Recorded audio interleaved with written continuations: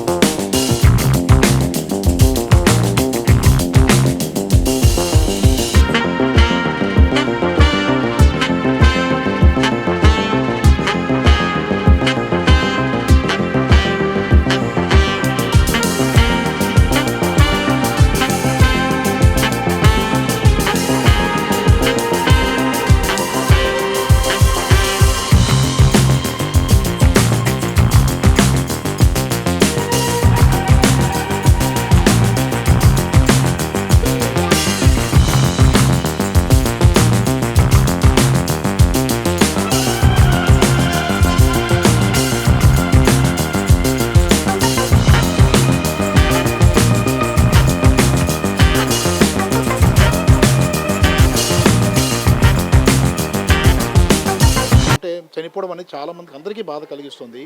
అంటే ఆమె ఇంతగా అక్కడ అత్తవారింట్లో నలిగిపోయింది, చాలా ఇబ్బంది పడిందని చెప్తున్నారు కదా.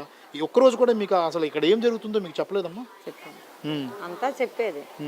చెప్పాక వాళ్ళు అంటే నువ్వు మీ అమ్మగారికి చెప్తే విడాకులు ఇచ్చేస్తాం, నీకు శాశ్వతం వదిలేస్తాం, ఇంకా ఎన్నో రకాలుగా మాట్లాడడం. ఆ అమ్మాయి ఏంటంటే ఏరే వాళ్ళు వచ్చి ఎవరైనా వచ్చి అడిగితే మేము ఊరుకోము, మా నాలుగు గోళ్ల మధ్యన ఏదైనా ఉండాలి అంటే. ఇప్పుడు అక్కడ ఇంట్లో జరిగింది ఆ ఇరుగు పొరుగులు కూడా తెలియదు.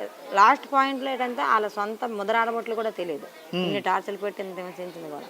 నేను ఫోన్ చేసి ఆవిడకి నా బాధ చెప్పుకున్న వరకు వాళ్ళకి తెలియదు. అంటే ఆమె ఆల్రెడీ మీ అమ్మాయి ఇంజనీరింగ్ చదువుకుంది, చదువుకున్న ఇంజనీరింగ్ అయిపోయింది కాబట్టి చాలా తెలివితేటలు ఉంటే సహజంగా ఒంటరిగా ఆలోచించే ఒక విజ్ఞానం కూడా ఉంటుంది. కానీ ఇంతగా వేధింపులకు గురవుతున్న కూడా ఎందుకు బయటికి చెప్పలేకపోయిందని మీరు అనుకుంటున్నారు? బయటికి అంటే అదే ఆవిడలో ఉంది సంస్కారం, అది వాళ్ళది నిలుపుకోలేకున్నారు, సంస్కారం నిలుపుకోలేకపోయారు. ఒకటి. రెండోది ఏంటంటే భర్త ప్రేమ గురించి అని చూసిందే, భర్త ప్రేమ అలా దూరం చేస్తారు అందరు కలిపి.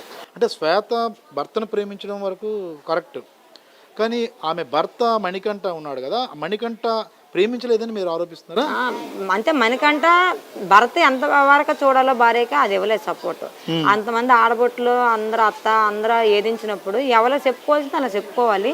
నేనున్నాను అండగానే ఆ ధైర్యం ఇవ్వలేదు. ఇవ్వక నా ఏదైనా ఉంటే నన్ను చెప్పు అనేవాడట. చెప్పిన తర్వాత ఇంకా అలాగే అంటా నువ్వు పడు అనేవాడట. అంతే. అంటే గర్భవతిగా ఆమె ఉన్నారు కదా, ఇప్పుడు చనిపోయే ముందు గర్భవతిగా 5 నెలల గర్భవతి అని అంటున్నారు.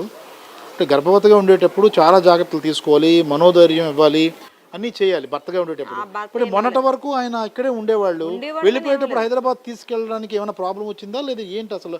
ఆ చివరి రోజు ఏదో గొడవ కూడా జరిగింది అన్నారు కదా. అంటే వాళ్ళ ఇంట్లో ప్రాబ్లం అంటే 4 గోళ్ల మంది జరుగుతూనే ఉన్నాయి. కాకపోతే వాళ్ళ తల్లి నా ముగ్గురు ఒకటే, అంటే అప్పచెల్లి ఇద్దరు, తండ్రి తల్లి కొడుకు. వాళ్ళు ఏదైనా మాట్లాడుకుంటే రూమ్లో వెళ్ళిపోయేవారట, మాట్లాడుకునేవారట. తనకేది తెలిసింది కదా. తన ఏదైనా ఇంత అయిందంటే అందరికీ చెప్పేవాడట, భర్త కూడా ఉన్నాం. అది ఒక ఇష్యూ చేసుకొని ఇంట్లోనే చాలా ఇబ్బంది పెట్టేవారట. మెయిన్ ఏంటంటే మరి హైదరాబాద్ ఎందుకు తీసుకెళ్ళదో నాకు తెలీదు. ఇంకా డెలివరీకి వెళ్ళిపోద్దాం అమ్మాయిల ఇంటికని తీసుకెళ్ళదు మరేమో నాకు అదైతే తెలియదు. కాకపోతే ఏంటంటే నాకు చెప్పకుండా నా ఇంట్లో నా పాప వచ్చి ఉండేది. చెప్పకుండా ఇరుకులాం గుడి దగ్గరికి మీదింటి పాప ఈ పాప తీసుకుని వెళ్ళి అక్కడ దేబట్టి నేను డ్యూటీలో ఉన్నాను తీసుకుని వెళ్ళిపోయాడు ఇంటికి రాకంట.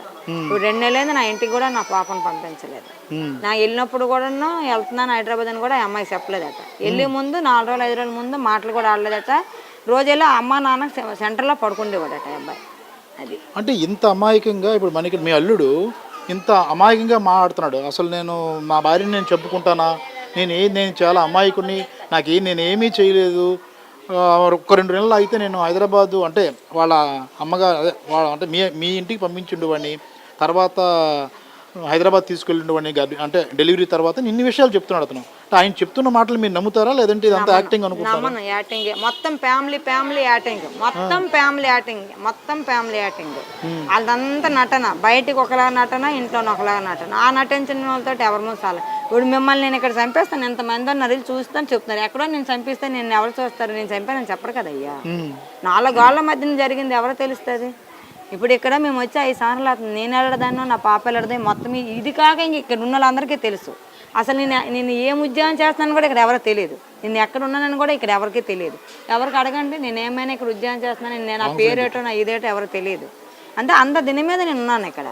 నా కూతురు ఉన్నది ఉండేది అంటే ఈ లెవెల్ మీద పిలిచినా సరే నేను డ్యూటీకి వెళ్తే నా తలుపులు వేసుకొని 4 గోళ్ల మధ్యనే చదువుకుంటేది. అంత దీని మీద ఉండి పిల్ల ఈరోజు ఎందుకు సూసైడ్ చేసుకుంటుంది? ఈరోజు సూసైడ్ చేసుకోవాల్సిన పని లేదు కదా. దానికి ఏం కారణము? ఒక బిడ్డ, కోరిన తిండి, కోరిన బట్ట, కోరిన వస్తువు. నేను అల్లారు ముద్దుగా పెంచుకున్నాను. నా భరత్ చచ్చిపోయిన తర్వాత కూడా నేను లేని టైం అప్పుడు కూడా పెంచుకున్నాను. ఇప్పుడు నాకు ఉద్యోగం ఉంది, నాకు గవర్నమెంట్ రైల్వే ఉద్యోగం ఉంది. నేను నా బిడ్డకు పెంచుకున్నాను. నాకేమి, నేను అపురూపంగా పెంచుకున్నాను. నేను సివిల్ కూడా చదివిస్తున్నాను, ఆన్లైన్లో క్లాసులు పెట్టాను. నువ్వు చదువుకోమని వాళ్ళు అంతే చదివిస్తామని తలంచి దానికి నచ్చ చెప్పి పెళ్లి చేసి సాగు తెచ్చారు. అంతే చదివించలేదు, సివిల్ చేయలేదు. వాళ్ళు ఐఏఎస్ పోస్ట్లో కూర్చొని పెట్టలేదు, కార్ట్ పోస్ట్లో కూర్చొని పెట్టారు. ఈరోజు భూమిలో తీసుకెళ్ళి అడిపేశారు. ఇప్పుడు వాళ్ళు ఆరోపిస్తుంది ఏంటంటమ్మా, వెళ్ళిపోయే ముందు ఇంటికి తాళాలు వేసి పూలకుండలో ఎక్కడో పడేసిన తర్వాత వెళ్ళిపోయింది, డ్రెస్తో వెళ్ళిపోయింది అని చెప్తున్నారు. ఇది మీరు ఎంత నమ్ముతారా, లేదంటే వీళ్ళంతా కలిపి తీసుకెళ్లారని మీరు అనుకుంటారా? నా పాపం కొన్ని భగవంతుడు వాళ్ళే చంపిస్తారో మరి అలాగే నటిస్తున్నారో నాకైతే ఏం తెలియదు అయ్యా. నేను ఇక్కడ ఉన్నాను, వాళ్ళు అక్కడ ఉన్నారు. నేను ఆ ఉద్యోగం చేసుకోవడం, నా ఇంట్లోనో పిల్లేదో ఫోన్ చేస్తే వినడము. నేను ఏదో నా కూతురు నచ్చకుండా అమ్మ నీకు అంత ఇబ్బంది లాగా ఉంటే నా దగ్గరికి వచ్చి నేను వస్తాను, ఇప్పుడు వస్తాను. ఉద్యోగం డ్యూటీ కాకపోతే నేను చెప్పుకుంటాను, సెలవు పెడతాను.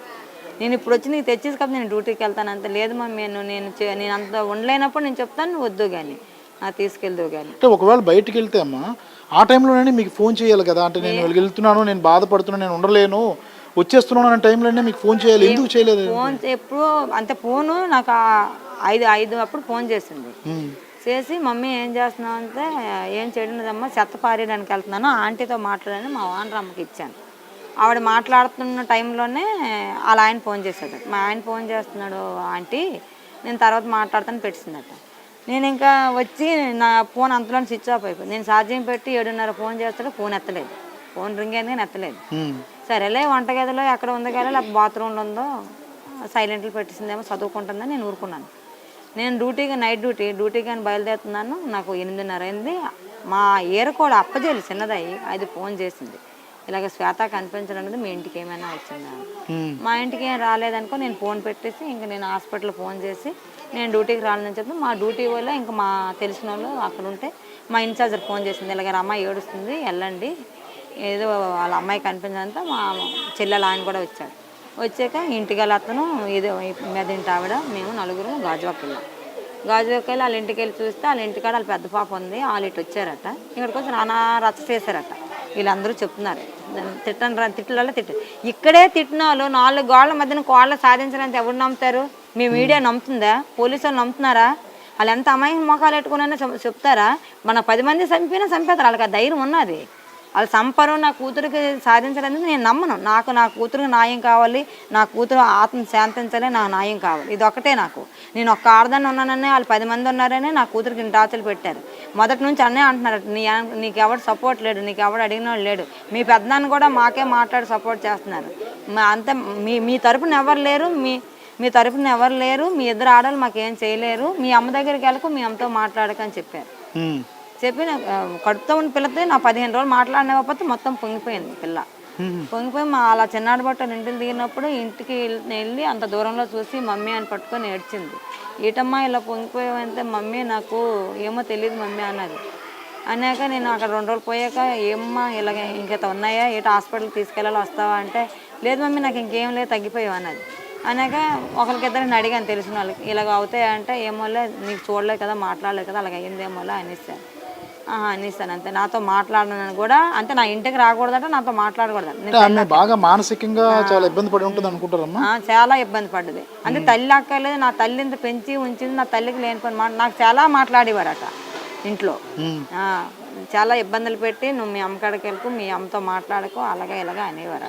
పోలీసులకి కంప్లైంట్ చేశారు, ఆల్రెడీ కేసు కూడా నమోదైంది వాళ్ళ మీద. మీరేంటి ఫైనల్ ఏం డిమాండ్ చేస్తున్నారు? నేనేం ప్రస్తుతానికి ఏం డిమాండ్ నేను చేసాము దీనిలో లేను. నాకు న్యాయం కావాలి, నా కూతురికి ఆత్మశాంతి కావాలి అంతే. ఇది పరిస్థితి ఏ కన్న తల్లికి రాకూడదు, ఏ పిల్లకి రాకూడదు. ఎవరు కూడా సంబంధం చేసేటప్పుడు ఆశ చూసి అడిగేయాలి, మోసపోకూడదు ఎవరు కూడా. ఇంక ఈ కడుపు కోత ఇంకెవరికి ఉండకూడదు. ఈరోజు నేను ఒంటరిగా ఒక అమ్మాయిని పిలిపించుకోకుండా ఒక ఆడదాన్ని అయి ఉన్నాను. ఇంక ఇలా ఏ కన్న తల్లికి రాకూడదు, రానివ్వకండి. ఇంత తప్ప నేను ఇంకేం చెప్పలేను, నా ఓపిక కూడా లేదు. Thank you. ఇది చూస్తున్నారు కదా, నాలాంటి కడుపు కోత ఇంకే తల్లికి రాకూడదని ఆమె చెబుతున్న పరిస్థితి అయితే కనిపిస్తుంది. అదే శ్వేత తల్లి. ఏదంటే మొత్తం మన వీధిలో చూసుకుంటే వాళ్ళంతా కూడా దిగ్భ్రాంతికి గురైన పరిస్థితి. అయితే ఇక్కడ అత్తవారింట్లో సూటిపోటి మాటలు కానీ లేదంటే వేధింపులు కానీ ఉన్నాయన్నది ఆమె చెబుతున్న మాటలు బట్టి మనకు అర్థమవుతుంది. అంటే బయట కనిపించే వాతావరణం వేరు, బయట ఆ ఇంటికి సంబంధించిన కుటుంబీకులంతా కూడా చాలా మంచి వాళ్ళని చుట్టుపక్కల వారు చెప్తున్నారు. కానీ ఇంటి లోపల ఏం రహస్యం దాగి ఉందనేది ఇప్పుడు బయటపడాల్సి ఉంది. పోలీసులు అయితే గృహహింస అలాగే వేధింపుల కేసు నమోదు చేసి ప్రస్తుతం అయితే మొత్తం అందరినీ కూడా కుటుంబీకులందరినీ కూడా అరెస్ట్ చేయడం జరిగింది. అయితే అరెస్టులతో కాదు, ఒక ప్రాణం అయితే నిండు ప్రాణం బలైపోయిన పరిస్థితి. ఇది ఆత్మహత్య అని ఒకవైపు అంటే వాదన వినిపిస్తుంది, మరోవైపు హత్య జరిగి ఉంటుందా అనే అనుమానం కూడా ఉంది. మొత్తం మీద పోస్ట్ మార్టం రిపోర్ట్ ఏం చెప్తుందనేది కీలకంగా మారిపోయిన పరిస్థితుల్లో